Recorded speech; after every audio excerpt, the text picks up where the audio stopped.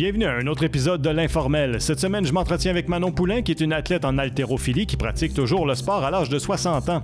Après 35 ans de compétition, 22 records canadiens et un record du monde, elle est toujours aussi passionnée par sa discipline et ne compte pas s'arrêter de sitôt. Manon, bienvenue à l'émission. Je suis content de te rencontrer et de te recevoir. C'est un plaisir de jaser avec toi. Ça va être un plaisir, je suis certain, de jaser avec toi.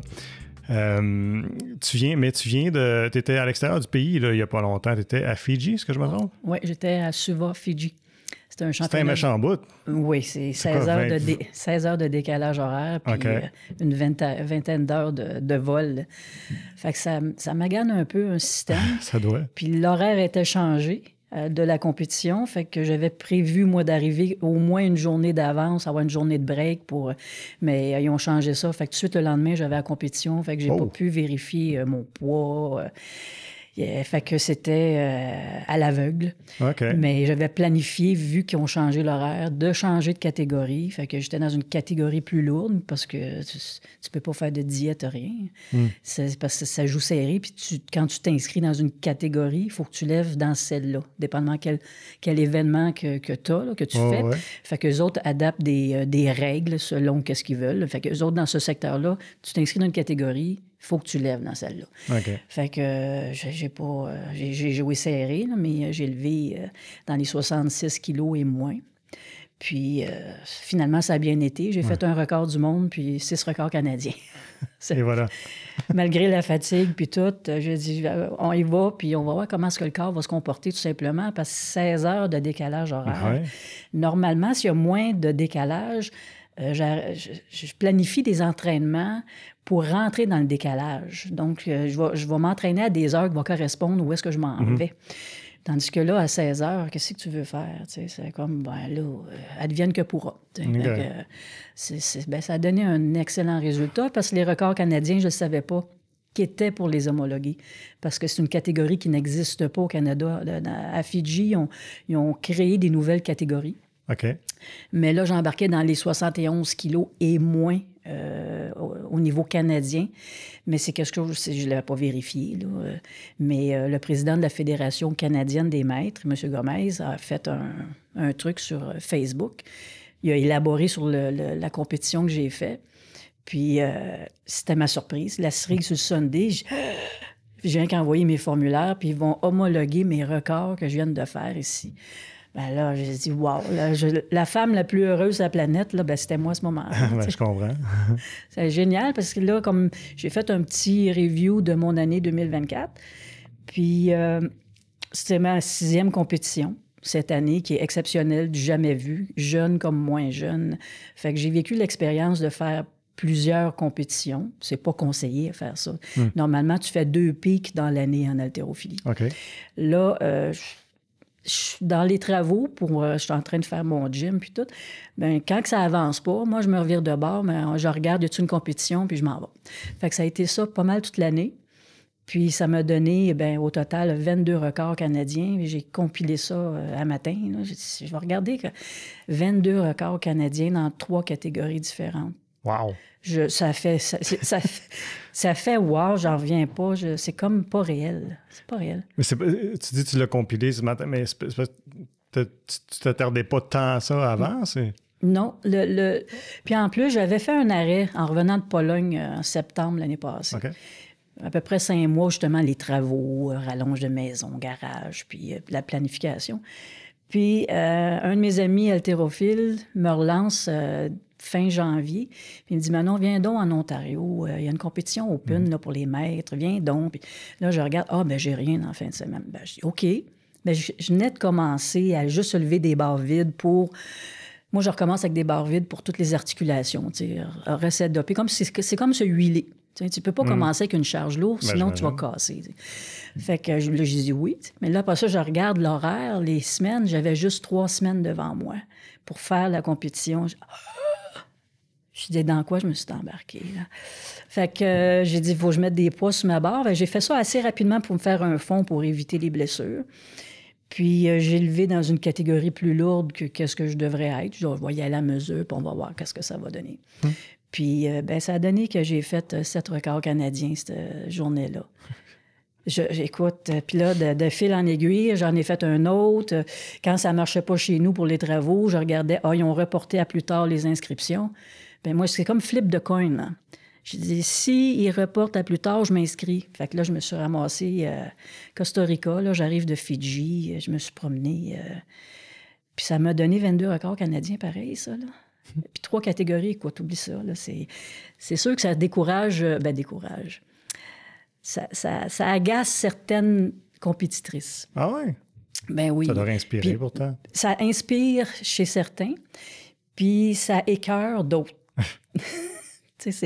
J'ai là-dedans, sur 2 compétitions, j'ai gagné des trophées de groupe d'âge. Parce que chez les maîtres, ça fonctionne par groupe de 5 ans.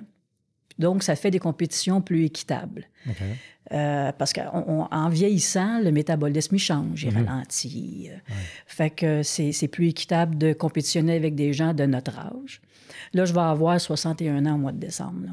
Ça sera pas long. Mais 61 ans, puis je lève encore des poids. C'est wow, tu sais.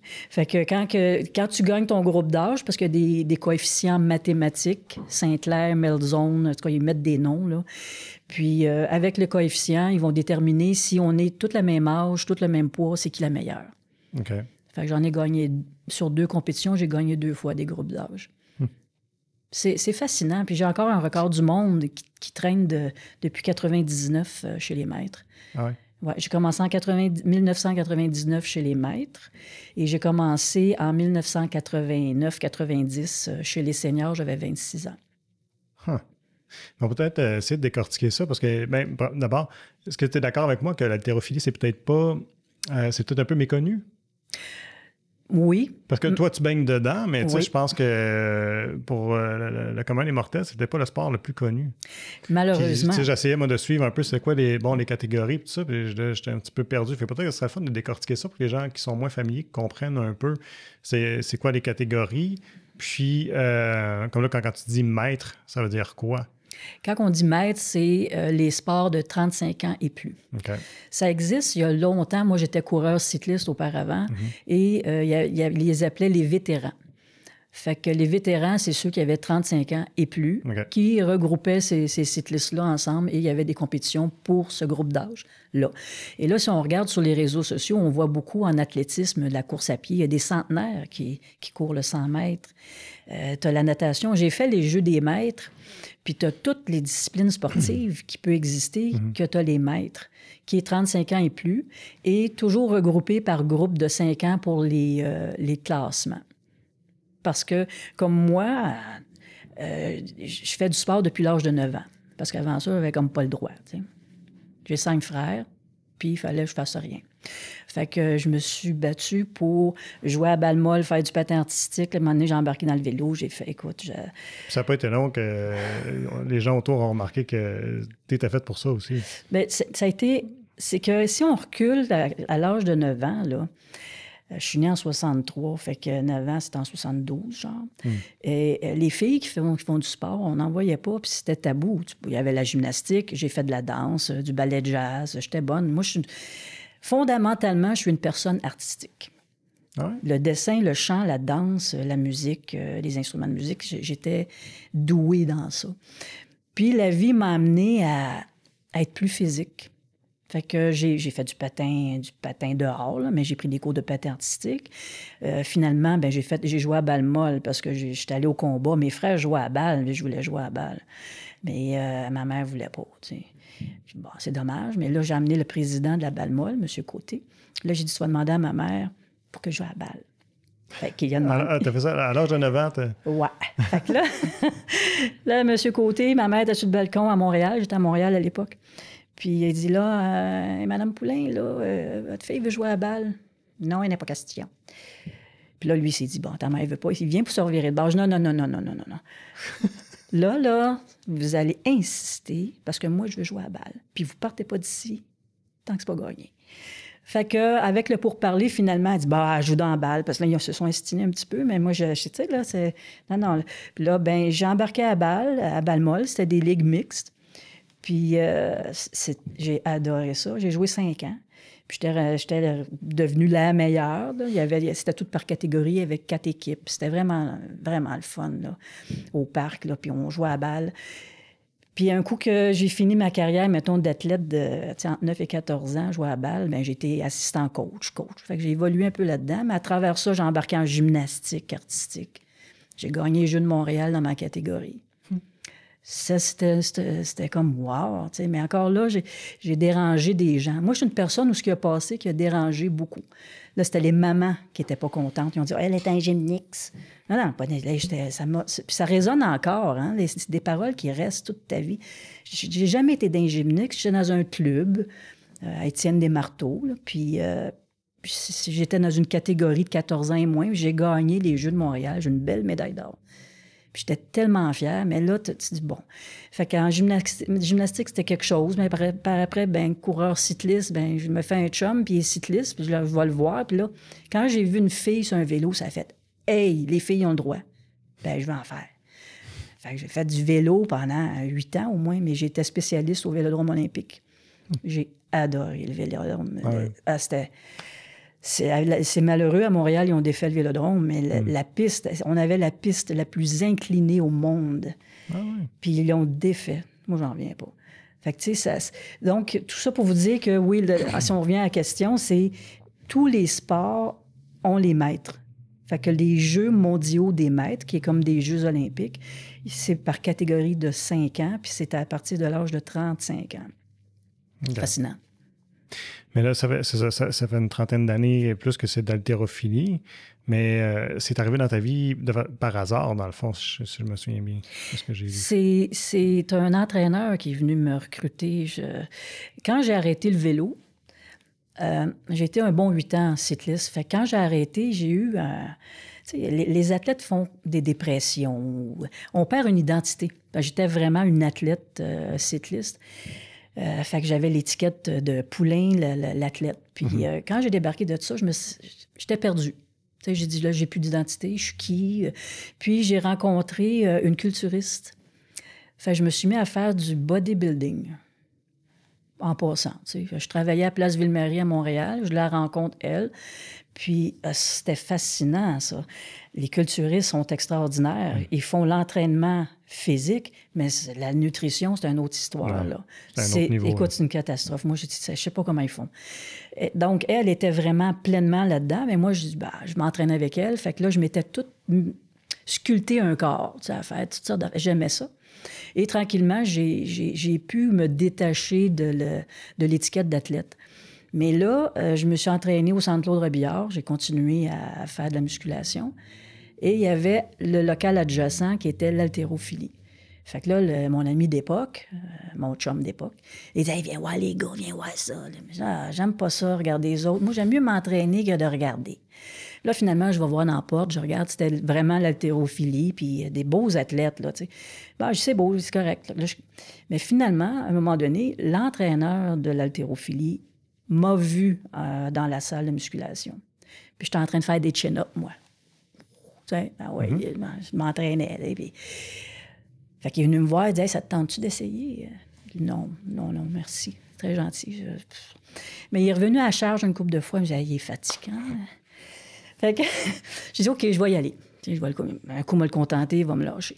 Fait que je suis allée, j'ai fait un couple d'essais de qu'est-ce qu'il voulait que je fasse. Bon, je dis « Merci, c'était bien le fun. » Mais là, j'y retournais pas, moi. Là. Il est revenu encore me chercher. Puis, il était insistant. Là, j'ai OK, je vais... Là, c'est là qu'il y a eu comme un petit engrenage. Je dis OK, je vais... C'est intéressant quand même. C'est un sport très technique. Moi, j'aime qu'est-ce qui est technique. Fait que je dis OK. Puis là, ben, dans le temps de le dire, il dit là, il y a une compétition dans pas long. Je dis, tu malade, là? Voyons donc. Je dis, non. Fait qu'au final, je me suis ramassée au championnat provincial. J'ai gagné. Puis là, je m'en vais au championnat canadien senior qui avait lieu à Val-d'Or en 90. J'ai gagné et j'ai fait un record canadien à ce moment-là. Puis j'étais la seule gars-fille, là, confondue, à faire un record canadien. Après combien de temps d'entraînement? 5 mois. Donc, quand je dis que je dérange, il y en a qui ont commencé à lâcher. Ils ont commencé à prendre une retraite prématurément. Puis plus tard, en 93, j'ai eu mon premier enfant. Ça aussi, c'était une évidence. Ils ont dit, yes, on la verra plus. Elle va débarquer de l'équipe nationale. J'étais rendue sur l'équipe nationale en 93. Ben non, 3 mois après l'accouchement, j'étais sur les planches, j'étais sur le plateau du championnat canadien senior. Puis je suis revenue médaillée d'argent. Là, il y en a qui sont plus revenus. Là, il y a quand même, là, ça a bien évolué parce que c'est un sport jeune, l'haltérophilie. Là, on voit beaucoup des grosses performances. C'est génial. Les femmes sont rentrées aux Olympiques à l'an 2000 seulement. En haltérophilie? En haltérophilie, oui. Ah ouais. Puis moi, j'étais prête en 96. J'aurais pensé que c'était quelque chose qui était traditionnel puis vieux. Non. C'était seulement hommes. Ils ont intégré les femmes, les filles en l'an 2000. OK. Puis ça a fait des histoires. Il y en a qui n'étaient pas contents parce que au niveau olympique, ils ont malheureusement, mettons qu'ils sont 1000, ils ont coupé ça en 2. Ça va être 500 gars, 500 filles. Mais c'était pas 1000, c'était moins que ça. Là. Fait que les gars n'étaient pas contents parce qu'ils se faisaient couper des places. Mais le fait d'avoir rentré les filles, ça l'a ravivé l'haltérophilie. Les fédérations ont eu un second souffle pour le développement de l'haltérophilie. Puis pourquoi c'est méconnu, je ne sais pas, parce qu'en Europe, c'est un sport de base. Okay. C'est la base de tous les sports, l'haltérophilie. Ah ouais. La force, la puissance, la vitesse, tu retrouves tout ça en haltérophilie. Puis aujourd'hui, si on regarde les meilleurs au monde, dans leur préparation, ils ont tous de l'haltérophilie. Ils ont tout un mouvement d'haltérophilie. Okay. Les squats, si c'est bien fait, ça va t'amener de la puissance, mais ils font de l'épaulé. C'est un mouvement technique, celui qu'on amène directement aux épaules. Oui. C'est un mouvement de puissance. Ils incorporent ça dans leur plan d'entraînement. C'est vrai. On voit souvent... Moi, je regarde, mettons, souvent des entraînements de gars de MMA, puis il y en a beaucoup qui vont le faire, ça. Oui. Justement, il y a... son nom m'échappe tout le temps. Là, je le mélange avec TPS. Là. JSP. JSP, c'est ça. Mais je me suis entraînée en même temps que lui. À un moment donné, il était venu avec des athlètes au Centre Claude Robillard. Okay. Puis il était fasciné par les haltérophiles. Il venait pour lui et ses athlètes faire de l'haltérophilie pour aller chercher la puissance. Okay. C'est indéniable. C'est un sport de base pour toutes les disciplines. J'ai coaché des athlètes dans différentes disciplines. Ski acrobatique, patin artistique. J'ai aidé une couple d'athlètes. L'année passée, j'ai coaché des joueuses de hockey. Meilleur coup de patin, stabilité, transfert de poids. Et tu viens comme centraliser quelque chose en faisant l'haltérophilie et le niveau de concentration. De concentration. Énormément. J'ai des jeunes athlètes qui, en dedans de 1 semaine à 2 semaines, on a vu la différence à l'école au niveau de la concentration. Les parents venaient me revoir et disaient « Hey, c'est incroyable. Comment ils arrivent à se concentrer? » En dedans de 1 à 2 semaines seulement. Peut-être 2 entraînements semaine. Là. Fait qu'après 3 entraînements, c'est complètement un autre jeune. Qu'est-ce qui demande autant de concentration? La différence entre, mettons, on fait de la musculation, qui est des mouvements suivis, puis on fait du bench, on fait des dumbbells. L'haltérophilie est une charge inerte par terre et il faut la monter soit en une shot en haut de notre tête ou l'épaulé jeté qui est épaule, on stabilise, on jette. Tu ne peux pas ne pas te concentrer si tu soulèves une charge en haltérophilie. Sinon, elle va n'importe où. OK. Mais tu disais que c'est très technique. Oui. Puis, comme un immortel qui regarde justement un athlète faire, il va dire, bon, il lève une charge. Bon. Fait que j'aimerais ça que tu me vulgarises un peu, c'est quoi la technique de ça? Et d'un, il faut apprendre à se connaître. Pour lever une charge, c'est une approche de l'engin. Faut connaître son centre de gravité. Puis, il faut être ancré au sol correctement. Fait que quand on vient pour soulever une charge, il faut être bien appuyé. Puis, en haltérophilie, la charge va être spécifiquement à une place. Tu as tes pieds en dessous. Là. Il y a un endroit qu'il faut que la barre soit vis-à-vis, mettons, l'os du pied. Ouais. Et quand tu décolles, la barre va osciller. Elle ne lève pas droite comme ça. Si ça lève droit, là, ça va pas bien. Il y a comme un oscillement dans la barre. Mais pour le faire, il faut arriver à sentir qu'est-ce qu'on fait. C'est vraiment... écoute, si ça fait 35 ans que je lève des poids, là, c'est parce que ça fait 35 ans que je m'ajuste. Okay. Je m'applique et je m'ajuste. Si tu as un changement au niveau de ton poids corporel, ton centre de gravité il est changé. Ah sais, comme la plupart du temps, c'est des hommes qui coachent. Hein? Fait que quand ils coachent une fille, ils ne comprennent pas. Une fille a besoin d'informations, de détails. Puis, si elle est jeune, puis qu'elle a un cycle menstruel, un cycle menstruel fait qu'une fille peut avoir 2 kilos de plus. Et c'est comme en gymnastique, puis la plupart des sports. Fait que son centre de gravité va être différent. Je l'ai expérimenté parce que en 35 ans, quand j'étais sur l'équipe nationale, là, si on recule, puis que j'étais plus jeune, j'ai mon cycle, puis tout, puis je me demandais pourquoi je manque mes barres, pourquoi ça ne marche pas. Puis c'est que mon centre de gravité n'était pas à la même place, donc mon positionnement était différent. La barre ne voyage pas à la même place et je la manque. Mais quand on est conscient, on peut forcer la nature. T'sais, on dit, OK, là, je vais aller rechercher mon centre de gravité. C'est possible de le faire. Puis un coup que je suis installé, là, je peux partir, puis là, ma barre va suivre sa trajectoire. Mais puis en plus, pour que ça marche, il faut arriver à mettre une puissance pour que la barre flotte une fraction de seconde pour aller en dessous. C'est ça le défi. Explique-moi ça, qu'elle flotte. Oui. Donc, quand on soulève une charge, si tu la soulèves sans changement de vitesse, elle va lever, mais elle ne flottera pas, là. Tu vas tout le faire en force. OK, je comprends. Fait que si on veut qu'elle flotte, il faut arriver, tu dis, mettons, tu décolles comme un deadlift, tu suis. Mais un coup, tu arrives dans le dernier tiers de la cuisse, on explose. Paf! Okay. Et là, la barre elle va monter, mais elle va... Avec l'élan, tu vas avoir pas... Oui, avec cette vitesse-là, force-vitesse, elle va atteindre un point qu'elle va être stable, mais une fraction de seconde. Et il faut que l'athlète soit assez vite pour aller se faufiler sous la barre. C'est ça qui est technique. Ça, on parlait il y a la jetée épaule, puis il y en a un autre qui est l'arraché, c'est ça? L'arraché, c'est celui qu'on prend du sol, puis en un coup, il faut qu'elle soit au-dessus de ta tête. OK. Puis l'épaulé jeté, ça le dit, ça fait... Je l'amène à l'épaule, épaulé, je me place, et jeté, je la propulse au-dessus de la tête. Est-ce que dans une compétition, nécessairement, on fait les deux? Oui. Tout le temps? Oui. OK. Qu'est-ce que... Parce que je trouve que tu es un peu l'exemple, ça me donne envie de dire que à peu près n'importe qui, pas à peu près n'importe qui, mais que c'est accessible à tout le monde de faire de l'haltérophilie. Oui. Est-ce que tu serais d'accord avec ça? Oui. Il y a des mythes, mais l'haltérophilie, il y en a qui disent « Ah, il ne faut pas qu'il commence trop jeune » ou « Quand tu es rendu vieux... » Non. En vieillissant, c'est important d'avoir une résistance pour garder notre masse osseuse. Donc, l'haltérophilie est extraordinaire pour ça. OK? Puis un enfant, quand on dit les enfants, un enfant qui va soulever une charge, s'il est trop pesante, qu'est-ce qu'il va faire, le petit gars ou la petite fille? Il va la lâcher, puis il va s'en aller ailleurs. C'est les blessures ou je pourrais dire, il y en a qui vont mal coacher, ça arrive.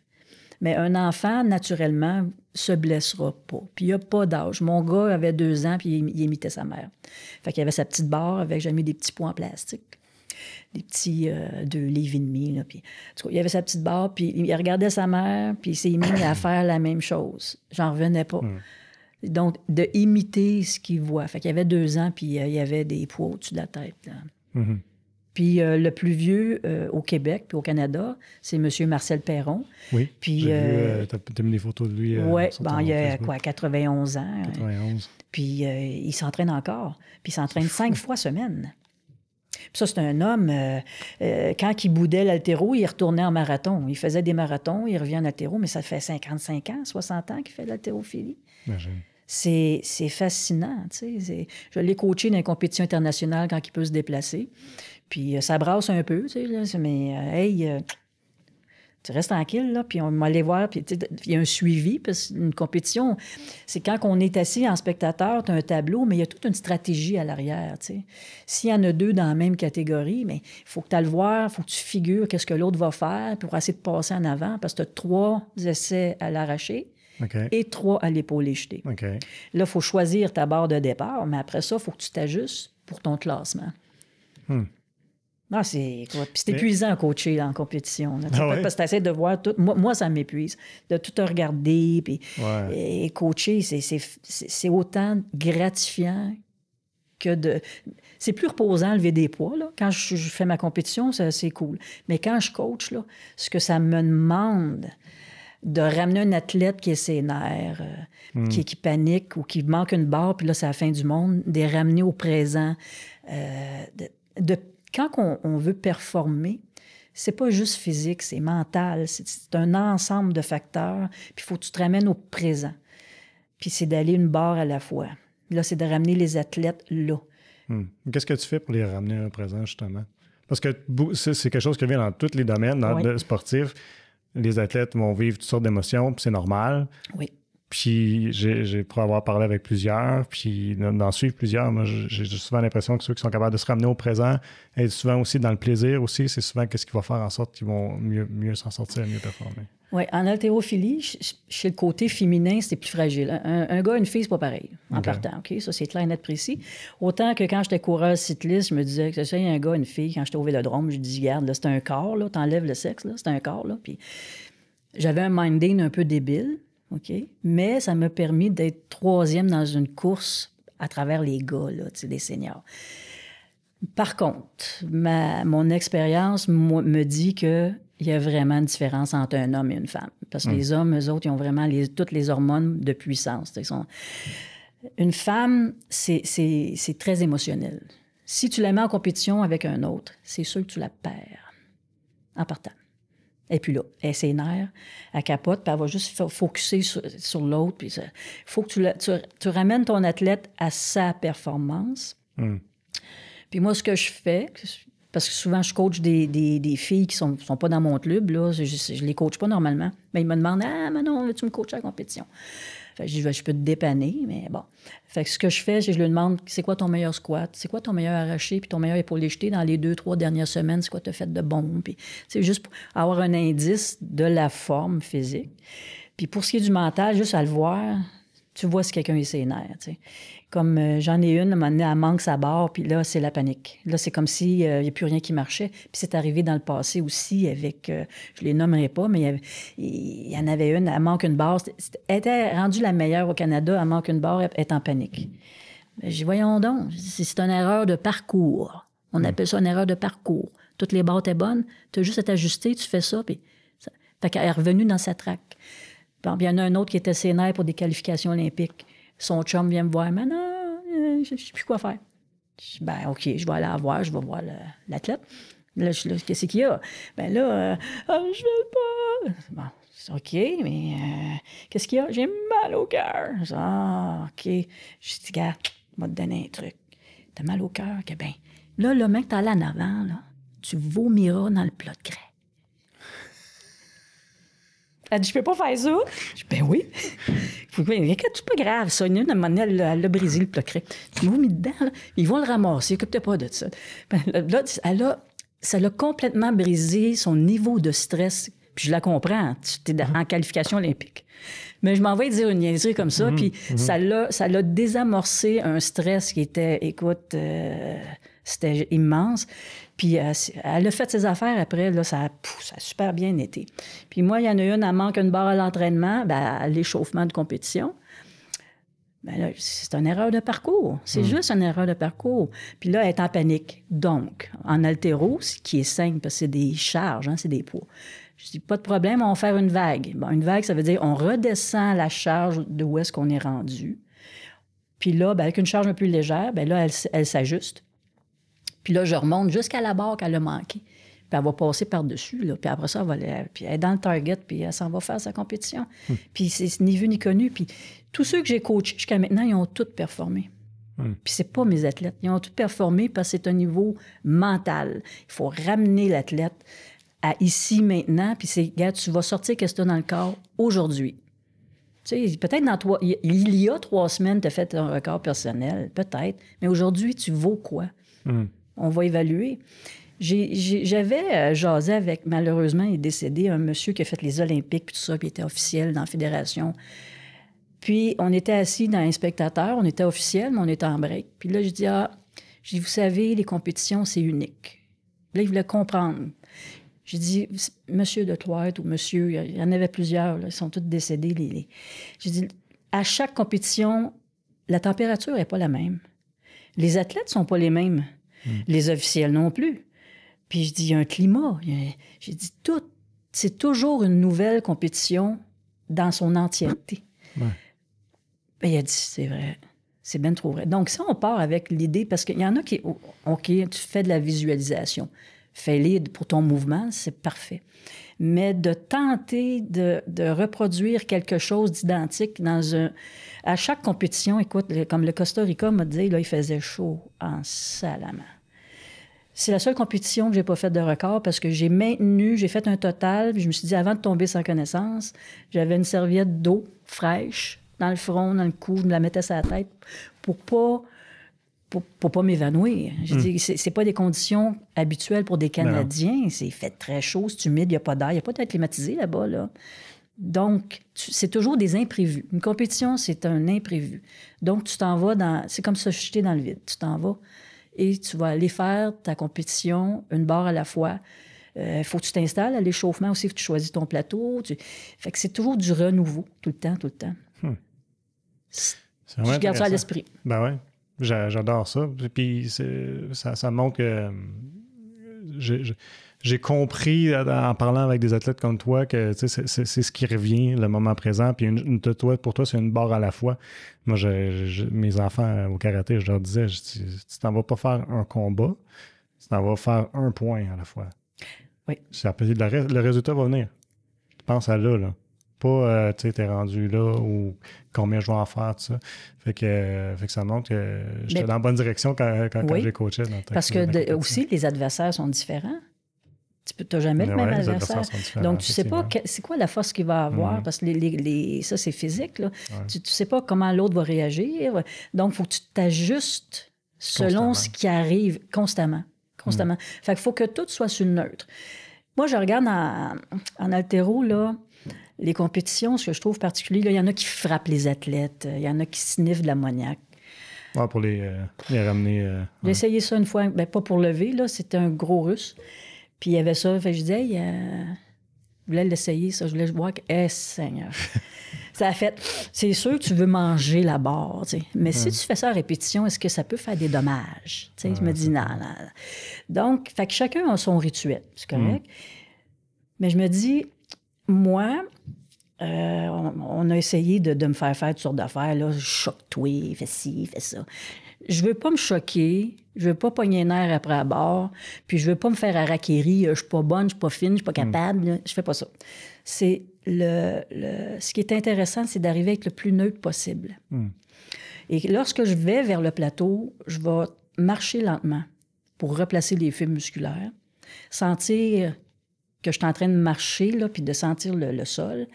Puis je vais aller me placer, mais je vais faire le vide absolu. Pour garder ça laisse la fluidité du mouvement. Parce que si tu es trop focus sur le total que tu vises ou une barre spécifique, tu viens de tout contrecarrer ta démarche. Et tu ne focuses pas sur le résultat, mais bien ce que tu fais là. Exactement. Parce que dans le passé, je l'ai expérimenté. Il faut que je fasse ça parce que, tu sais, des standards, c'est très difficile de faire ça. Puis souvent, surtout chez la femme, tu te bloques, tu t'enfarges. Tu t'enfarges carrément.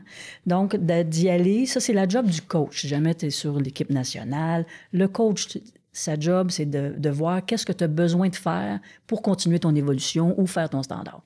Mais l'athlète, quand c'est le temps de lever, là, pense à rien. C'est le plaisir d'aller se placer puis de tenter de frôler la perfection. Je l'ai réussi peut-être 2 fois en 35 ans, de frôler la perfection. Ah oui, puis c'était quoi pour toi, frôler la perfection? Bien là, moi, mon dicton, c'est pourquoi être parfait quand on peut se contenter de l'excellence. Hein? Ça, là, je me dis, l'excellence, déjà, ça fait mon bonheur. Moi, mon défaut, c'est d'être perfectionniste. C'est d'arriver à avoir une telle fluidité dans le mouvement que tu n'assembles même pas la barre. Puis il y en a une compétition, là, je me plaçais, je m'installe, je me vois, là. Un coup que j'ai décollé, c'était noir. Puis je suis revenue comme consciente quand la barre était rendue à bout de bras. Puis je remontais.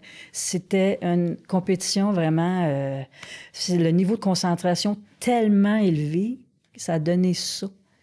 T'en es-tu rendu compte sur le coup ou c'était après, quand tu t'es revu, mettons, en vidéo ou quelque chose comme ça, que tu as pu voir que ta fluidité était parfaite puis que tu avais atteint c'est que la barre est facile. OK. Tu soulèves une charge, puis elle est facile. Tu dis, ben voyons donc. Quand elle n'est pas facile, c'est parce qu'elle soit trop en avant. Si c'est trop sur toi, elle va cogner. Fait qu'il y a un inconfort. Mais quand tu sens que c'est confortable, c'est parce que tu frôles quelque chose d'excellent. Ça, c'est fascinant. Quand tu coaches, comment tu deals avec les athlètes dans l'échec? S'ils perdent, ils ne réussissent pas leur objectif, qu'est-ce que tu leur dis? Bien, premièrement, ils n'ont pas perdu. C'est pas arrivé. Ce qui est intéressant, par contre, avec l'expérience, tu sais, moi, j'analyse mes affaires. Fait que c'est d'avoir plusieurs objectifs. Fait que tu sors toujours gagnant. Tu dis, et de un, tu t'es présenté à ta compétition parce qu'il y en a bien qui n'ont pas le guts d'y aller. C'est très vrai. Ça, là, il y en a qui sont chicken. Hein? Déjà là, tu es gagnant. En partant, tu es présent, tu es là, c'est wow, tu vas vivre quelque chose. Ouais. Deuxièmement, c'est de réussir les barres d'entraînement. Tu sais? Parce que moi, je demande toujours, c'est quoi ton objectif personnel? Et c'est immanquable. Les athlètes ont toujours un objectif ici, là. Très haut. Quelque chose qu'ils n'ont jamais, qui n'ont pas le potentiel du moment à faire. Okay. Donc, c'est un désir. C'est correct d'avoir un désir de faire très lourd. Mais là, tu dis, OK, ton objectif, puis il y en a qui sont quand même pas pires. Tu dis, bon, l'objectif personnel, il y a, moi, en tant qu'entraîneur, je regarde, mettons, parce qu'on a une liste de départ. Tu dis, bon, tu as ton objectif. Là, tu as, de 1 en haltéro, il faut faire un total. Il faut que tu réussisses au moins un arraché, puis un épaulé jeté. Ça fait un total. Fait qu'il faut réussir un total qui te donne un classement. Troisièmement, tu dis, un coup qu'on a un classement, on va l'améliorer. Puis là, si tu as la chance d'être des médailles, bien, un coup que tu es des médailles, choisir la couleur. Est-ce qu'on peut améliorer la couleur de la médaille? Puis la cerise sur le sundae, c'est, hey, tu soit les records ou les fameuses marques personnelles. Fait que tu as plein d'objectifs qui fait que quand tu as fini ton événement, il n'y en a pas de déception. Tu dis, hey, wow, j'ai fait ça. Puis il y en a plusieurs qui font des objectifs personnels. Puis il y en a une, là, elle me dit, moi, je veux gagner overall là, au Canada. J'ai pas de problème. J'ai tout figuré les Saint-Clair de tout le monde, là, les coefficients mathématiques. Puis même si c'était pas des marques personnelles, elle avait gagné ce qu'elle voulait avoir. Mais c'est ça, c'est d'avoir plusieurs objectifs. C'est ça. Donc, j'aime ça. Et où la déception? Il n'y en a pas. Puis au contraire, tu peux juste renchérir dans tes objectifs. Moi, je trouve ça wow. Moi, c'est 1, je m'inscris. 2, ben je me rends. Puis 3, j'ai hâte d'avoir les pieds sur le plateau, là, tu sais. Puis avant d'être sur le plateau, ben je m'échauffe. Puis je suis dans mon salon quand je suis rendue dans une salle d'échauffement à cette heure. Je me mets une plate de 25 kilos, là, parce que les chaises sont toujours trop hautes. Je mets mes pieds là-dessus, puis je me prépare, je suis prête. Ah, c'est le fun, là. Je suis sûr que moi, comme beaucoup d'autres qui nous écoutent, nous se poser la question, parce que là, ça fait 35 ans d'haltérophilie. Nécessairement, ça devrait laisser des marques sur le corps après tant de temps. Mais on s'est parlé quand tu es arrivé, puis apparemment que tu n'es pas si magané que ça. Non, franchement... C'est quoi ton secret? Le secret, c'est de s'écouter. Aussitôt qu'on a un malaise, OK? J'ai un malaise où, par moment, mettons, tu montes les escaliers, tu dis, il me semble que mes jambes ne sont pas engourdies, mais j'ai bien de la misère à monter les marches. Comment ça? C'est pas mal tous les jours de ma vie, j'ai juste 47. Là, c'est comme, soit qu'on n'est pas en forme, là, ça peut être ça, là. Comme là, en ce moment, moi, je manque de squat, là, parce que je prends un break. Fait que je me dis, il va être temps que je recommence, parce que le fait d'arrêter, ça crée des malaises aussi. Fait là, je dis, pendant que tu fais ton sport, par contre, si tu as un malaise, bien, va voir les professionnels que tu as besoin. Moi, j'ai été suivie par des chiro professionnels, pas des ramancheux, là, chiro. Et là, j'ai trouvé un physio. Fait que dépendamment des besoins, ostéopathe, fait que c'est de faire un suivi. Il y a un malaise. C'est pas normal d'avoir de la misère à monter les escaliers, là. Tu dis, il y a peut-être une vertèbre qui a bougé pour je sais pas quelle raison. Fait que le chiro, moi, il vient rebalancer la colonne. Puis, dans le temps de le dire, là, la colonne, c'est extrêmement important. Donc, un coup que ça, c'est en place, la fluidité s'installe, la récupération, puis tes jambes vont être fonctionnelles. Fait que c'est ça. À chaque fois que j'ai eu un malaise, c'était, je vais consulter. parce qu'il y a quelque chose qui ne marche pas. Là. Je récupère pas, je suis pas bien. Puis là, avec des examens, des fois, j'ai des doutes, des examens, mais voilà. Puis ils sont surpris. Hein. Ben, à un moment donné, j'avais un problème, là. Une épaule, due à une blessure qui n'a pas rapport à l'haltérophilie. Là. Ça, c'est une autre histoire. Puis ça s'est répercuté dans une épaule. En tout cas, fait qu'ils ont pris une radio, mais le monsieur qui qui faisait l'écho ou qui prenait une radio, là, tu te fais l'haltérophilie, c'est sûr que tes épaules scrapent. Ah ouais, ben moi je pense qu'ils sont pas scrap, mes épaules. Ben là, il m'estime. Bon, regarde. Un coup qu'il l'a fait, son visage s'est transformé. Puis j'ai dit, puis, as-tu un problème dans mon épaule? Elle dit non, elle dit, t'as même pas de calcaire. Elle dit, bon, fait que l'haltérophilie, ça casse les épaules, finalement? Je pense pas. Hein? Fait que c'est vraiment le fait de stabiliser son corps constamment. Ça, c'est comme une F1. C'est simple. Une F1, là, c'est une belle machine qu'on prend soin. Bien, nous autres, notre corps, il faut en prendre soin parce que c'est ça qui nous transporte jusqu'à notre dernier souffle. C'est sûr. Fait que il y a pas un peu de génétique aussi qui joue là-dedans? Oui. Bien, mes parents de la Beauce, moi, je me dis l'hérédité. Je dis, mes parents, mon père était pas mal pas pire. Puis ma mère, je me dis, bien, je dois avoir une bonne génétique. Ma peau est belle. Ma mère a été belle toute sa vie. Fait que mon père, ben, il était fort, opérateur de machinerie lourde. Puis, ben, coudonc, je pense que j'ai des bons gènes, mais je m'écoute beaucoup. Si je suis fatiguée, là, je n'irai pas me surentraîner, là.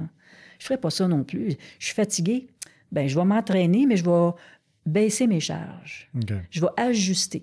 Coureur cycliste, c'était la même chose. Ah, je suis fatiguée, je prenais mes pulsations le matin et le soir. Puis quand que je voyais qu'il y avait une différence au niveau des pulsations cardiaques, je pourrais le faire encore aujourd'hui. C'est tellement un bon indice. Si tu vois que tu n'es pas dans ta régularité, tu dis, je suis fatiguée. S'il était un peu plus haute ou un peu plus basse que 58, mettons, que j'avais à peu près, là, je suis fatiguée. Peut-être pas de la même manière, mais j'étais fatiguée. Donc, je jaugeais mon entraînement. J'allais le doser. En haltérophilie, je fais la même chose. Je suis fatiguée, je n'ai pas assez récupéré, surtout en vieillissant. En vieillissant, le métabolisme est plus lent. T'sais. Fait qu'on ne fait pas de l'acharnement. Je ne fais pas ça, moi, de l'acharnement. Puis, je suis fatiguée, je vais m'entraîner, mais je vais couper des séries ou jouer avec les charges. Puis, s'il y a un mouvement que si je suis trop fatiguée, il ne faut pas toucher au système nerveux central. Extrêmement important. Si tu touches au système nerveux, c'est pas comme musculaire. Des muscles, ça récupère d'une manière, mais le système nerveux, non. Fait que quand tu es fatigué, là, t'es mieux de prendre un break ou de prendre ça mollo.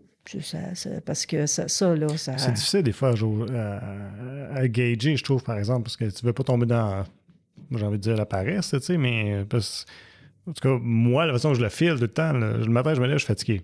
Tu sais, fait que là, il faut comme que je me dise, non, tu vas t'entraîner pareil, tu sais. Oui. Sinon, tu vas... Ben, c'est bien. C'est pas nécessairement facile à... C'est bien, tu dis, je suis fatiguée, mais je vais quand même aller faire quelque chose. Ouais. Tu gardes ton système fonctionnel. Mais de toujours être fatigué, là, tu dis, il y a quelque chose dans mon métabolisme qui ne marche pas. C'est comme moi, je fais de l'hypoglycémie. Je le sais, je suis diagnostiquée.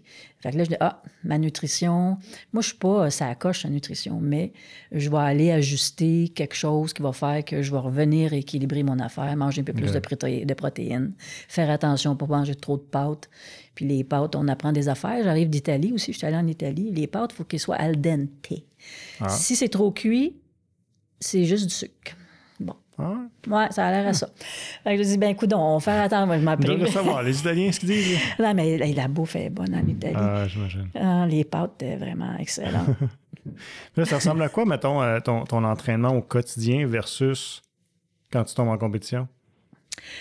J'ai fait la majorité de ma carrière à 4 entraînements semaine parce qu'à l'époque, je faisais rouler des entreprises, élever mes enfants. Fait que l'entreprise, moi, j'étais sa collègue, j'avais 60 portes de location que je gérais. Puis... Fait que ça a fait...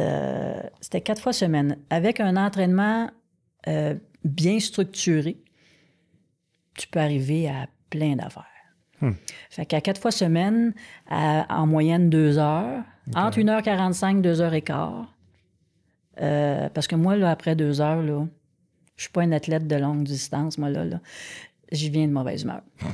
Fait que, autour de 2 heures, tu arrives à faire tout ce qu'il faut, puis à 4 fois semaine, tu peux avoir tous tes éléments pour performer, pour faire ton sport. C'est sûr, ça dépend. Comme quand j'étais coureur cycliste, tu avais une journée, c'était de la route, une journée du critérium, une journée du sprint, une journée de la montagne. Fait que, le samedi, tu set-up le vélo, puis le dimanche, tu as les courses.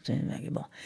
Mais en haltéro, à 4 fois semaine, avec la vie de tous les jours, tu arrives à faire vraiment quelque chose de très, très bien, bien dosé. Puis quand on arrive, c'est que quand on arrive proche d'une compétition, on tombe en mode compétitif. Donc, c'est des séries courtes et très puissantes. OK. Donc, le pourcentage est 90-95 %. Normalement, un athlète s'entraîne à 80 % de sa meilleure charge. Tandis que quand on arrive à une compétition, juste avant la compétition, 2-3 semaines avant, dépendamment, là, puis ça dépend aussi de ton poids corporel. Ça, c'est pas tout identique. Quelqu'un qui est petite catégorie puis un super lourd, là, ça se gère pas pareil. OK? Il y a une approche différente, là. On remarquera, c'est comme les petits chiens, là. C'est bien énervé, un petit chien. Hein? Puis un gros chien, c'est plus... Bon, c'est le même principe. Puis la récupération d'un super lourd est beaucoup plus... C'est plus long. J'imagine. Ouais. C'est plus long, puis développer un athlète super lourd, c'est plus long. Mais un athlète de petite catégorie, bien, il peut monter plus en intensité, puis sa récupération est un peu plus rapide. Fait que tu lèves proche de tes barres de compétition juste avant compétition. Puis la semaine avant, il faut récupérer pour avoir ton système nerveux optimal. Là. Pour quand tu arrives, ça accouche. Fait que c'est mental, c'est physique, puis c'est psychologique. C'est tout. Fait que la semaine avant, c'est juste léger. Oui, puis c'est surtout comme préparer les barres que tu vas faire à l'échauffement. OK. Fait que tu dis, bon, qu'est-ce que je pourrais faire à l'échauffement? Fait que moi, c'est ça, je me gauge bon, ben là, j'ai un objectif quand même. J'aimerais faire telle chose. Est-ce que je peux faire ça? Là, je joue avec mes barres, avec les choix de charge pour préparer mon échauffement. Mais je peux pas en faire 50 fois, là. C'est à l'échauffement, c'est une montée en charge, mais pas tant de répétitions. Fait que la semaine avant, tu t'entraînes peu, mais bien et très spécifique. Plus tu es proche de la compétition, plus c'est spécifique. Puis pour la récupération, est-ce que tu fais des choses spéciales? Est-ce que tu fais juste arrêter comme on voit souvent dans c'est populaire bain froid, des choses comme ça? Ou... Oui, les bains froids, c'est que j'ai déjà fait l'expérience. Je vais l'essayer, tu sais. Puis j'ai été 2-3 jours à avoir les os gelés. J'ai dit, c'est pas bon pour moi. Non, j'ai dit, c'est pas bon pour moi. On va laisser faire. Mais juste une douche fraîche, déjà, après l'entraînement, ça fait vraiment un grand bien. Donc, tu n'es pas obligé d'embarquer dans de la glace. Il y en a que c'est drastique, ils le font, ils sont capables de le faire, c'est correct. Mais tu prends une douche et tu finis avec de l'eau fraîche. Tu n'es pas obligé de mettre la glace, là. Fait que si tu es bon pour te rendre à l'eau frette, vas-y. Mais juste l'eau fraîche, la nuque, la colonne, là, puis on dirait que ça revient tonifié. Puis... à chaque entraînement, c'est échauffement spécifique, de l'échauffement, toute articulation, échauffement spécifique avant chaque mouvement. Mais après les entraînements, je fais toujours 15 à 20 minutes d'étirement, posture de yoga, tout, pour tout replacer les fibres musculaires, pour garder ma souplesse. Fait que, dans le fond, tu t'es jamais blessé autre qu'une blessure à l'extérieur de l'entraînement qui était de ton épaule? Oui, moi, c'est la cheville qui a eu un problème. Ça s'est répercuté en diagonale jusqu'à l'épaule. Puis j'ai un mini-tendon stabilisateur qui n'est plus là. OK. Ça cause des problèmes. Je peux imaginer. Fait que donc, les ajustements sont plus fréquents. Quand je vais commencer à mettre des charges, je me surveille. Puis si je vois qu'il y a instable, ben je vais me faire ajuster. OK. J'imagine que tu as eu des athlètes qui se sont blessés, par exemple? En compétition, il y en a une qui s'est fait mal. C'était pas mon athlète, elle s'est fait vraiment mal. OK. Mais c'est quoi, tu penses, qui fait que... Tu sais, quand il y a des blessures dans ton domaine, c'est quoi qui... Qu'est-ce qui a manqué pour en arriver là? Bien, il y en a que, comme en compétition, c'est parce que c'est le tout pour le tout. Ça, c'est une chose. Puis, bon, cet athlète-là, malheureusement, à la dernière barre, selon mon observation, c'est que, tu t'approches, tu as une approche, mais la dernière barre, c'est comme si le cerveau avait changé quelque chose. Il ne savait plus trop qu'est-ce qu'il voulait faire. Puis ça, écoute, la barre est tombée dessus. C'est l'envers, là. Fait que, mais ceux qui se font mal, c'est ceux qui sont mal enlignés. En compétition, il y a des risques de blessures parce que les gens veulent dépasser, comme regarde à Fidji, là. J'aurais pu faire un 2e record du monde à l'arraché. Je l'avais, il était à bout de bras. Mais là, j'ai senti, vu que je suis pas tout à fait en forme, là, parce que toute l'année, j'ai maintenu une base. J'ai pas pu m'entraîner, j'ai fait des compétitions. Donc, je me suis entraînée pour éviter les blessures. Et là, j'ai la barre qui est comme ça à bout de bras. Puis là, j'ai senti un petit peu dans le coude. J'ai lâché la barre. Ouais. J'ai dit, je suis pas ici pour me faire mal. Là. Bon. Fait que, puis j'étais médaillée d'or, tout est là. J'ai dit, bon, on va laisser faire. Puis j'ai aucune séquelle, j'ai pas de malaise, rien. Okay. Fait que, tu sais, c'est... Qu'est-ce que tu veux, puis à quel point, jusqu'à où. T'sais. Mettre l'orgueil de côté un peu. Là. Ben l'orgueil, là, franchement, n'a pas sa place. Ouais. Parce que c'est ton corps. Là, donc, tu te prépares pour livrer marchandises, de lever des charges. Ça peut arriver des bad luck, mais à part de ça, là, je veux dire, quand tu es bien préparé, tu te fais pas mal. C'est pas vrai, là. Non. Quand tu me parlais tantôt de ta conversation avec ton coach de balle-molle, je reviens en arrière. Oui. Ton coach de balle-molle, ta mère, moi, ça me donne l'impression que clairement, depuis longtemps, tu es, bon, je vais dire déterminé pour pas dire entêté. Peut-être ton chum me dira autrement, il dit « ouais, t'es entêté », je sais pas. Mais est-ce que ça fait pas partie de la raison de ton succès, d'être aussi déterminé? C'est une bonne question, parce que oui, déterminé, ça, c'est évident, là. Écoute, j'allais collecter, là, quand j'étais avec la compagnie, puis je m'assoyais dans un bureau, puis je disais, moi, je sors pas d'ici tant que j'ai pas de chèque. Puis je regarde, je ne mesure pas 6 pieds, là. Non, je garde, moi, j'ai tout mon temps. Je sortais avec un chèque. Puis j'ai même fait de la collecte pour une compagnie qui n'arrivait même pas à collecter de son propre client, appeler le client, moi. Donc, oui, il y a de la détermination, il y a comme des objectifs, tu sais. Puis le fait, bien, j'ai eu j'ai eu bien des jambettes puis des blocages, parce que même, je voulais faire l'entraînement de boxeur, moi. Okay. J'avais à peu près 18 ans. Imagine, la boxe, une fille. Avec 18 ans, là, on est en 1904. Tu sais, dans le temps des physiformes, là, tu sais. OK. Fait que j'étais arrêté une place qui avait de la boxe. Puis j'ai dit, je veux pas faire des combats, je veux faire l'entraînement de boxeur. Puis il me prenait pas au sérieux. Non, mais quand il a vu que j'étais sérieuse, là, après quelques minutes de niaiserie, fait qu'il a dit, ben c'est parce qu'on n'a pas de vestiaire, il n'y a pas ci, il n'y a pas ça. Fait on peut pas, il n'y a pas de filles ici. Là. Fait que partout où je suis allée, quand j'ai fait le vélo, là, les filles étaient rares. Puis je me suis fait écœurer, tu sais. Ah ouais? Ah oui. Moi, une fille, c'est un bicycle, là, pas bien ça. J'ai dit, toi, là, c'est pas content. En altéro aussi, il y en a un qui a un SMAT qui a voulu me dire, moi, en tout cas, une fille qui lève des poids. J'ai dit, toi, si t'es pas content, sors donc de site, là. Puis laisse-nous nous entraîner tranquille, là, fatigant. Fait que l'acceptation féminine, puis l'ouverture du sport pour les filles, ben j'ai contribué à ma manière, pour moi-même, mais partout, les portes étaient fermées. Fait qu'il a fallu que je les ouvre, je les débarre, puis j'avance. Ensuite, là, ça n'a pas été facile. Mais j'ai été un moment donné présidente du club. Fait que j'ai fait ma place, puis fait mes affaires. Puis j'ai adoré le Vélodrome olympique. Vraiment, là, vraiment. C'était souffrant. L'haltéro, je souffre pas du tout.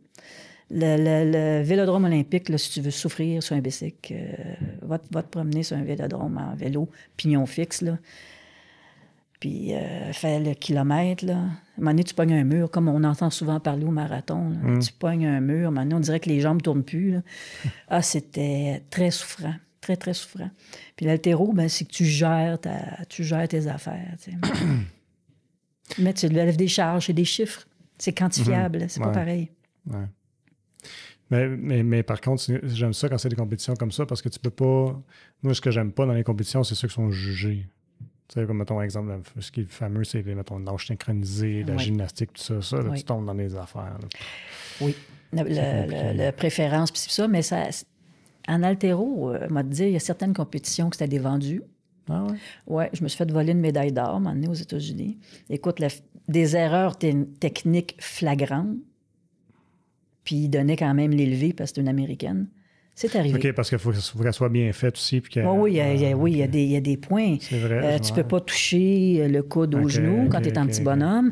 Puis quand tu as la base ses épaules, et de un, quand tu l'épaules, tu peux pas faire ça, puis ça. C'est un double épaulé. C'est pas bon, c'est technique. C'est une erreur. Ou tu l'as sur les épaules, mais quand tu viens pour la propulser, si tu fais un genre de double swing, c'est un double appel. C'est refusé, mais en tout cas, puis des press, tu peux pas faire ça. Il faut que ça le direct à bout de bras. Okay. Aussitôt qu'il y a un petit press, c'est refusé. Mais, fait que non, j'ai connu ça, me faire voler des médailles. Oui, ça arrive. C'est malheureux, mais moins évident que l'histoire de pointage, là, mais en tout cas. Oui, mais tu vois, regarde, j'aurais pas pensé. Mais oui, même s'il y a une table de juge en arrière, c'est arrivé. Non, c'est pas évident. Non, c'est pas évident. Mais tu es coach, mais qui te coach, toi? Moi-même. Oui. Puis ça fait longtemps. Puis ce que je fais pour... d'un, je peux me filmer, là.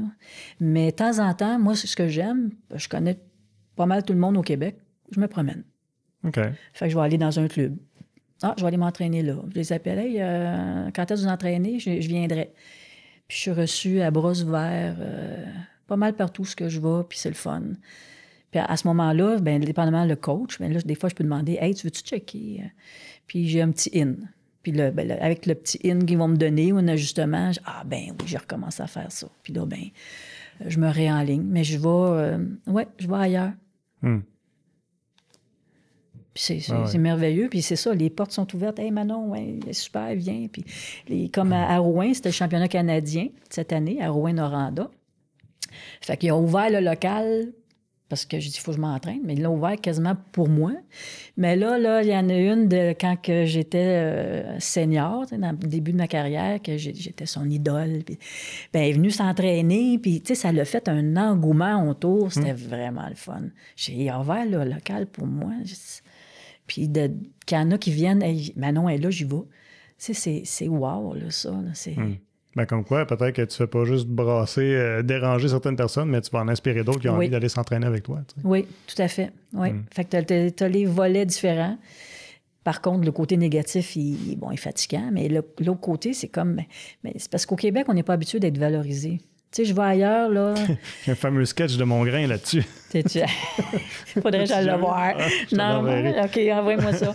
Parce que là, tu es au Québec, puis comme là, en ce moment, avec tout ce que j'ai fait là, cette année, Fédé, n'en parle pas. Mais quand j'étais ailleurs, Fidji, écoute, ce qui était extraordinaire au Fidji, c'est qu'il y avait la télévision locale, live. Donc, toutes les compétitions qui passent, même si c'est amateur, ça passe dans leur télé. Fait qu'il y avait un resto-bar où on était allé. Puis là, je dis, l'haltérophilie pensait que c'était mon mari. Je dis, non, c'est moi qui vais lever des poids. Là, il dit, je vais te regarder. Il dit, la télévision. Il a regardé la compétition. Quand on est retourné, écoute, il était en adoration. Je t'ai vu, c'est wow, c'est championne. Ça fait une fierté, là. Il était vraiment... Ouais. Fait que quand je suis dans d'autres pays, écoute, je suis contente que mon mari soit avec moi même par moment, parce que ça peut... En Grèce, c'était comme quasiment dangereux. Il y a des endroits que tu es tellement... ils sont comme tellement fascinés. Faut être prudent. OK. Oui, fait que je dis, là, mais c'est flatteur. Ailleurs, là, même, il y a un cordonnier à Saint-Jérôme, mais j'ai fait arranger mes bottines, puis là, j'ai dit, j'ai gagné ça. Hey, puis lui, c'est un... Mon Dieu, quel pays. C'est pas un Canadien. Mais il dit, tu devrais avoir une limousine. Tu devrais avoir 200 000 $. Mais comment ça, t'as rien? Mais je dis, on est au Québec, là. On en parle beaucoup là, au Canada. Je pense que tu serais d'accord avec moi de dire qu'on ne supporte pas tant nos athlètes, là. Pas pantoute. Vraiment, c'est même honteux. Ouais. Tu sais, tu regardes l'Australie, là, les maîtres, c'est 35 ans et plus, c'est des gens quand même autonomes, indépendants, puis tout ça. Puis le pays va payer, il va défrayer les coûts pour qu'ils fassent en équipe des compétitions. Fait que comment ça se fait qu'au Canada, ils ont de la misère même à supporter nos jeunes, nos athlètes d'élite. Une médaille là, aux Olympiques, ça vaut 20 000 $. C'est aux États, ça peut valoir 100 000, 200 000. Mais comment ça se fait? Les athlètes sont des sources de motivation pour nos jeunes. Absolument. Qui est pour nous autres demain. Tu Tu sais, je veux dire, ça va les motiver à faire du sport. Faire du sport, c'est un mode de vie, c'est une structure. Puis ça va t'amener à, je sais pas, à être un bon être humain, premièrement. Oui, une c'est bonne un personne. investissement en santé, dans le fin fond. La santé, écoute, c'est tellement tout.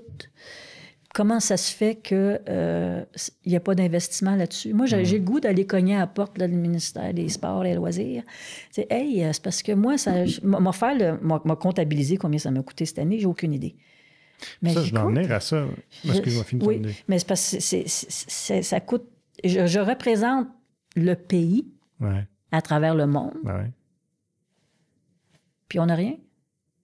Puis on pourrait être une source de motivation, de publicité à amener nos jeunes à bouger davantage, puis à explorer plein de sports. Ils ont de la misère à avoir accès à leur gym, à leur gymnase. À l'époque, là, il y avait des loisirs. Je ne sais pas si tu as connu ça. À Montréal, il y avait, après l'école, les loisirs. Donc, on avait le vendredi soir, on pouvait jouer au ping-pong Mississippi. On avait accès au gymnase de l'école. Puis on avait dans le sous-sol, il y avait différents locaux, on pouvait chanter, il y avait des jeux. Ça n'existe plus, ça. On n'a plus accès aux locaux, on n'a plus accès au gym. À un moment donné, pour les Jeux du Québec, j'avais fait la tournée des écoles dans le secteur Saint-Jérôme. Une catastrophe. Écoute, un gymnase, ils ont mis des casiers dedans. Ils ont pris une cafétéria pour faire un semblant de gymnase. Les jeunes, ils ont besoin de bouger. Ils ont besoin... Puis la musique, c'est pareil. Là, ils enlèvent la musique, ils enlèvent l'éducation physique. Il faut remettre tout ça. Là. C'est l'équilibre d'un être humain. Ben oui. Puis ils n'ont plus accès à ça. Ben, l'équilibre d'un être humain, puis tu vas rejoindre différentes personnes dans différentes personnalités. Exactement. Fait qu'en explorant tous les aspects, quand tu es jeune, ben tu vas avoir une meilleure idée de qu'est-ce que tu aimes et qu'est-ce que tu n'aimes pas. Tu as voyagé à peu près, ben là, tu viens de Fidji, tu es allé en Nouvelle-Zélande, tu voyages, fait que nécessairement, si tu n'es pas supporté par le gouvernement pour voyager, pour représenter notre pays, comment est-ce que tu fais? Est-ce que tu vas chercher des commanditaires? Là, actuellement, j'ai 2 commanditaires. OK.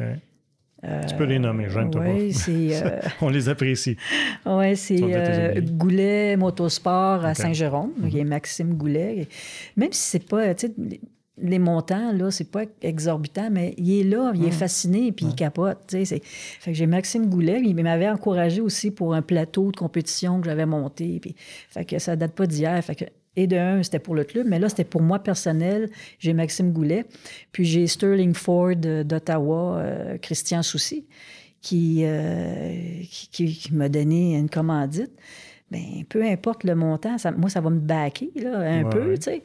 Mais c'est minime par rapport à qu'est-ce que ça me coûte. Donc, moi, je voyage sur mes gains que j'ai faits dans ma vie, là. À un moment donné, j'avais un peu d'immobilier, fait que j'ai vendu maison. Fait que là, mon coussin, dans le fond, j'utilise ça pour vivre ma vie, vivre ma passion. Il faut une passion. Pas de passion, c'est-à-dire pourquoi je respirerais, là, à un moment donné, là. Avoir une passion, ça te donne des beaux objectifs de vie, puis t'es occupé, t'investis là-dedans. Puis en plus, d'haltérophilie, tu dis, ben je fais pas juste lever des poids, là. C'est pas juste mon corps. T'as une préparation, mais c'est tellement mental. Puis là, je rencontre du monde, les organisateurs. Je faisais partie de l'organisation quand on a fait un Paname à Saint-Sauveur. Fait que ça t'amène à développer des aptitudes d'entreprise, puis des beaux contacts à travers le monde. Puis tu rencontres toutes sortes de monde, là, riches comme moins riches, mais des gens passionnés. Vraiment, ça, c'est extraordinaire. Ça, c'est fabuleux de voir les gens. Chez les maîtres, c'est wow. Quand j'étais chez les seniors, c'était un petit peu plus animal. Ah ouais? Oui, parce que là, ils veulent faire l'équipe nationale. Puis là, on a des standards à faire pour faire les compétitions internationales. Fait ça brasse plus. Puis quand je suis arrivée chez les maîtres, parce que là, je faisais les deux à ce moment-là. Sur le coup, j'étais un petit peu plus... j'étais comme arrogante, mais après ça, je me suis calmée. Là. Je disais, hey, c'est pour le fun qu'on fait ça. Fait qu'on va se calmer. Fait que là, j'ai le meilleur des deux côtés chez les maîtres. Je le fais par plaisir, par passion. Puis je partage mes expériences. Beaucoup. En tant qu'individu, toutes mes expériences de compétition. Écoute, à un moment donné, les jeunes ont compté mes médailles quand j'étais à Prévost. Ça fait longtemps, mais il y en avait 102.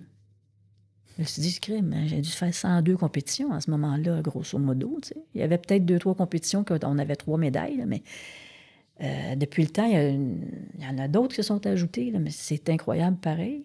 Mais donc, puis ce qui me console, dans soit la jalousie, l'envie, puis les gens qui ont de la misère, là, c'est je me dis, l'expérience, ça s'acquiert. Ça se vole pas. Hein? Fait que, puis ça s'achète pas. Fait que, tu sais, il y en a qui essaient de voler mes idées, c'est pas grave. Mais je dis, jamais pourront être, à travers les expériences que j'ai pu avoir pendant 35 ans en haltéro, puis mis à part tous les sports que j'ai faits avant. Puis j'ai fait aussi du plongeon, natation.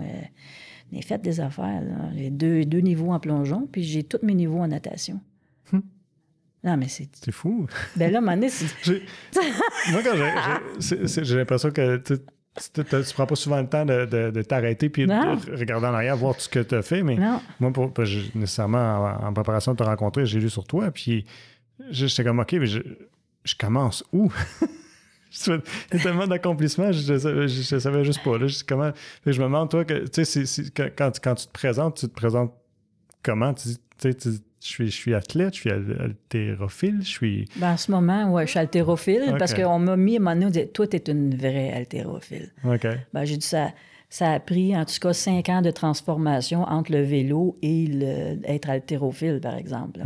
Parce que c'est un qui est aérobique et l'autre est anaérobique à lactique. Il est complètement l'opposé en système.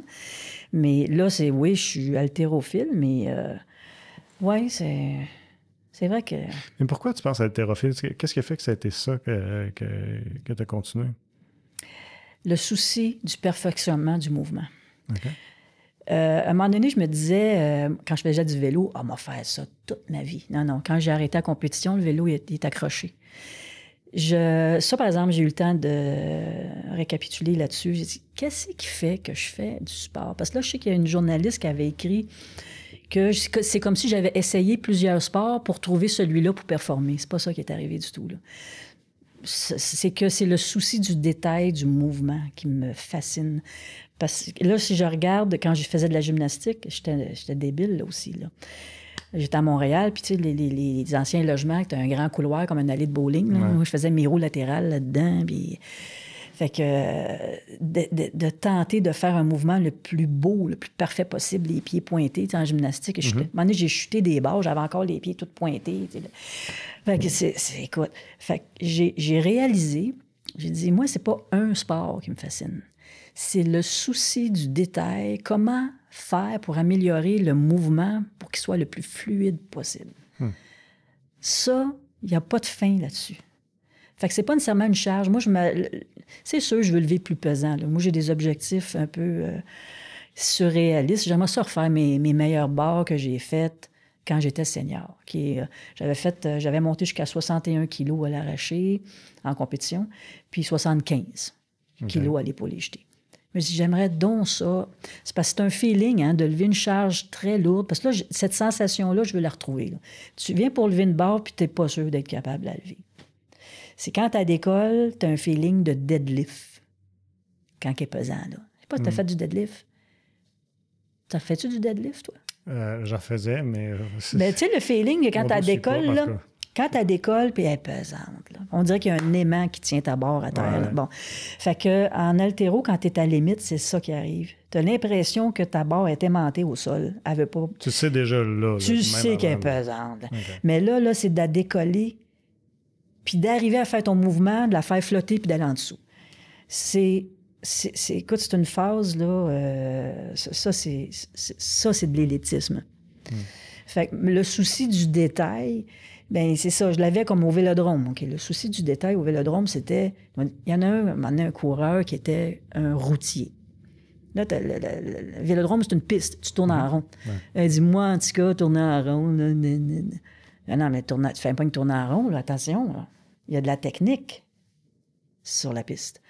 Quand tu sors de la courbe, là, tu peux tranquillement redescendre parce que dans la pente... C'est comme une montagne. Fait que là, quand tu sors de la courbe, il faut que tu profites de la descente pour aller chercher une accélération. J'avais un coach à un moment donné qui était justement le souci du détail comme ça. Là. Puis c'était M. Tino Rossi qui fait les mardis cyclistes. Je ne sais pas s'il les fait encore à la Chine. Puis il m'amenait des détails comme ça, une éponge. Comment augmenter son VO2 max. Il dit, tu sais, là, tu respires, tu tiens ta respiration, puis là, tu respires. Là, j'avais la cage thoracique, moi, grosse de même. Là.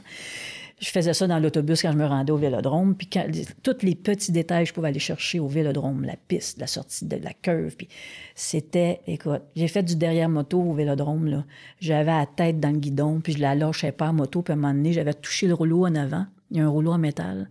Puis ça avait fait cling, cling, cling, cling. Les gars en arrière pensaient que ma chaîne était débarquée. Fait qu'eux autres, ils ont tous débarqué d'en arrière parce qu'on était en file indienne. Ils ont tous débarqué. Puis moi, j'étais encore en arrière. Puis là, celui qui était sur la moto, il dit « Calique, il est encore là. » Puis là, il accélérait.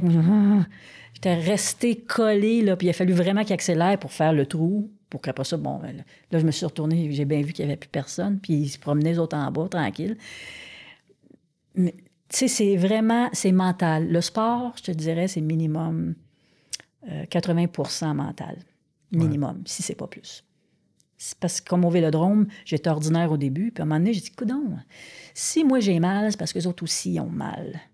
Fait que quand j'ai compris ça, puis que je souffrais, j'ai quand même continué, et en dedans d'une semaine ou deux, j'ai monté de cran, puis là, je pouvais suivre tout le monde, puis finalement, j'ai une course, j'ai fini 3e avec les gars. Tellement que c'est une approche, c'est un minding. L'haltéro, n'importe quoi, c'est du minding pour la performance. Mais c'est pas donné à tout le monde. Ça se développe, je pense. Je pense que mais, oui. Puis il y en a d'autres que c'est peut-être plus naturel. Oui, mais il y en a qui vont dire « Ah, j'ai mal. » Oui. Qu'est-ce que tu veux? Comme les athlètes, dépendamment de ce qu'ils veulent, je vais coacher différemment. Tu veux quoi? Tu veux apprendre l'haltérophilie? Je vais lui montrer c'est quoi l'haltérophilie. Mais quelqu'un qui vient me dire « Moi, je veux ça, puis je veux performer. » T'es sûr? C'est pas la même approche. Puis ça va être plus dur. Puis ça, je vois pas que la dentelle, là. Quand un levé est pas beau, ben je lui dis, ben c'est à chier. C'est pas grave. Ben là, non, j'ai dit ça à des gars, là. Je dis, non, c'est pas grave. On recommence. Puis là, je lui montre. En dedans d'un entraînement, je suis capable de faire jusqu'à date, c'est toujours arrivé, un arraché qui est technique, un mouvement qui est technique. Le plus technique là, des deux, c'est l'arraché. Là. Partir du sol en haut, puis de lever technique en dedans d'un entraînement, ils le font. C'est une approche. Il y en a qui ont peur d'échapper la base à la tête. Pourquoi? Pourquoi tu penses ça? Ça vient de où, premièrement? Donc, je vais te montrer comment lâcher une base sans qu'elle te tombe dessus, premièrement. C'est ça qui t'inquiète. Puis après ça, ben il y a une approche, puis des étapes. Puis c'est que ton cerveau ne sait pas ce que tu vas faire. Donc, il faut y aller par segments. Puis à la fin de notre première séance, moi, je mets tous les segments ensemble, il arrive à faire l'arraché. Mais c'est par segment. Si tu fais quelque chose de nouveau, ton cerveau, il se pose la question, qu'est-ce que tu fais là? Qu'est-ce que tu me demandes? Je connais pas ça. Fait qu'il faut l'apprivoiser. Que ce soit n'importe quel sport, il faut apprivoiser quelque chose de nouveau. Puis moi, ça me vient comme le plongeon. J'ai fait du plongeon. Fait qu'on fait du plongeon en avant, on fait du plongeon arrière. Fait que l'entraîneur nous disait, après avoir fait des plongeons avant de commencer les plongeons arrière, on fait un saut seulement pour envoyer au cerveau, dire « Hey, c'est parce que là, je vais changer de bord. » Puis là, après ça, tu commences les plongeons arrière. Okay. Fait que c'est un excellent indice de dire « Hey, je change de format. Hey, j'apprends quelque chose de nouveau. » Fait qu'il faut amener un détail comme ça. Fait que ça doit être progressif, dans le fond, pour l'assimilation. Oui, oui. Qu'est-ce qui s'en vient? C'est quoi les prochains projets? Fait que tu dis que tu t'es donné des objectifs irréalistes. Ben, en tout cas, ça sera à voir. Oui. Mais en même temps, je te demande ça, puis j'ai l'impression que souvent, tu prends les compétitions quand ils passent, puis tu veux voir... Non, j'ai un planning l'année prochaine. Ouais. Un petit planning. Okay. Et d'en faire moins. OK. Oui, parce que là, 6, c'était beaucoup trop. Ben 6, c'est parce que aussi le financier. À un moment donné, tu dis, hey, ça c'est une autre affaire. Oui, surtout quand tu t'en vas au bout du monde, on va dire l'avion, l'hôtel. Ah, bon. ouais. Mais là, l'an prochain, en tout cas, qu'est-ce qui est assez clair, c'est pour m'évaluer, ça va être en février, encore l'Ontario Open, qui est à Saint-Thomas. Je vais m'évaluer, là. Je vais faire cette compétition-là. L'autre, ça va être le championnat panaméricain des maîtres qui se fait à, je pense, c'est Bâton Rouge. Ça se fait aux États-Unis, compétition. C'est moins loin, c'est intéressant. Au mois du 4 au 8 juillet, je vais aller faire une croisière qui est un séminaire d'haltérophilie. Il n'y a pas une compétition. C'est tout à fait nouveau, ça. Les organisateurs des compétitions aux États-Unis ont décidé qu'ils voulaient faire une expérience, puis moi, je vais embarquer dedans. Fait que je vais embarquer dans le séminaire d'haltérophilie qui va se faire là, sur une croisière, Fort Lauderdale, puis tout ce coin-là. Il va dans les Keys, puis Bahamas. Ça a l'air le fun. Ben ça a l'air, c'est intriguant. Ouais. Là, j'ai donné mon dépôt déjà, c'est booké, ça. Là. Okay. Puis l'autre, ça va être le championnat du monde à Las Vegas, au mois de septembre. Ça, c'est comme dans le Target, là. Ouais. Fait que là, je me dis, ben entre ça, ben je vais voir, ben ça en fait quand même 3 compétitions, là. Février, mai, puis septembre.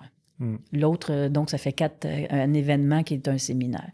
Fait qu'entre ça, dépendamment mon état d'esprit, on va dire, ben je pense que je vais aller faire ça. T'sais, mais ceux-là sont quand même Paname puis Championnat du monde, c'est intéressant, là. Ben oui. Puis là, je vais regarder les records.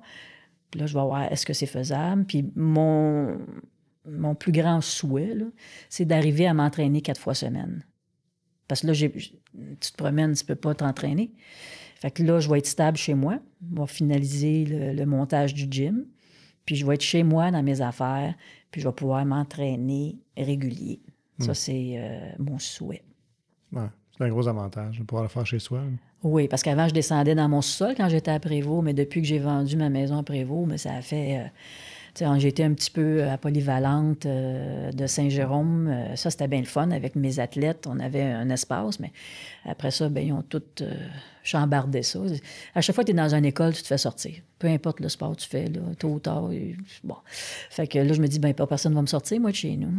Et voilà. Puis je vais être sur 2 étages. Quelque chose de bien intéressant, le setup, là. Il va y avoir au moins 4 plateaux d'entraînement. Tu vas dire, ben là, tu es tout seul. Moi, puis j'ai des athlètes, j'ai mon club. Ils vont venir. Je vais les convoquer. Puis je veux faire de l'information pour l'haltérophilie. Puis peut-être coacher privé, là, parce que j'ai de la musculation, conditionnement physique général.